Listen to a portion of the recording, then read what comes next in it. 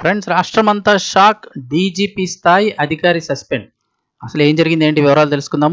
Video పూర్తిగా చూడండి, అలాగే తప్పకుండా లైక్ చేయండి. మరిన్ని అప్డేట్స్ కోసం ఛానల్ని సబ్స్క్రైబ్ చేసుకోండి. ప్రభుత్వం నుంచి వచ్చే లేటెస్ట్ అప్డేట్స్ అన్ని కూడా ఎప్పటికప్పుడు మన ఛానల్ ద్వారా మీకు తెలియజేయడం జరుగుతుంది.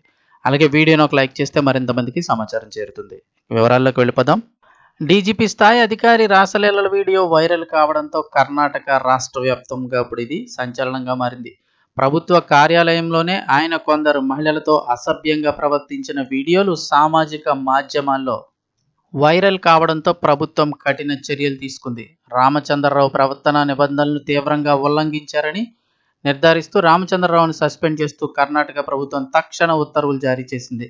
ఒక సీనియర్ ఐపీఎస్ అధికారి కార్యాలయంలోనే ఇలాంటి చర్యలకు పాల్పడడంపై పోలీస్ శాఖ తీవ్ర దిగ్భ్రాంతికి లోనైంది.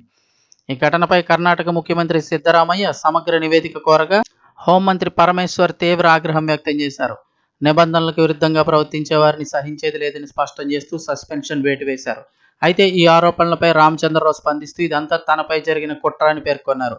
ఆ వీడియోలు 1 ఏడాది క్రితం నాటివని, దీని వెనుక ఉన్న అసలు విషయాలు తనకు తెలియవని ఆయన వాదించారు. అయినప్పటికీ కూడా ఉన్నత పదవిలో ఉండి బాధ్యతారాహిత్యంగా వ్యవహరించారనే కారణంతో ప్రభుత్వం ఈ నిర్ణయం తీసుకుంది. కర్ణాటక ప్రభుత్వంలో రామచంద్రరావు అనే ఆయన డీజీపీ స్థాయి అధికారి ఒక మహిళతో ఉన్నటువంటి వీడియోలు వైరల్ కావడంతో అవి ఇప్పుడైతే కనుక కర్ణాటక రాష్ట్ర వ్యాప్తంగా కూడా ఇవి సంచలనం సృష్టించింది. సో ముఖ్యమంత్రి కూడా తీవ్ర ఆగ్రహం వ్యక్తం చేస్తూ ఆ అధికారిని అయితే కనుక సస్పెండ్ చేశారు.